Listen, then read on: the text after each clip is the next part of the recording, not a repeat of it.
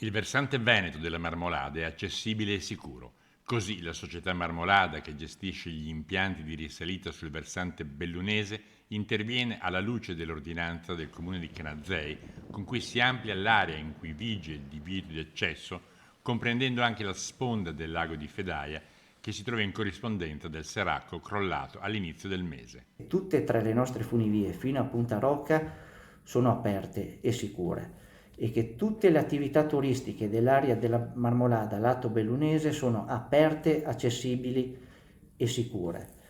Le decisioni prese dagli enti locali trentini sono sicuramente legittime e comprensibili da parte nostra, soprattutto dopo quanto accaduto il 3 luglio. Però è anche necessario dare una corretta comunicazione nei confronti degli ospiti che intendono venire a visitare la nostra valle.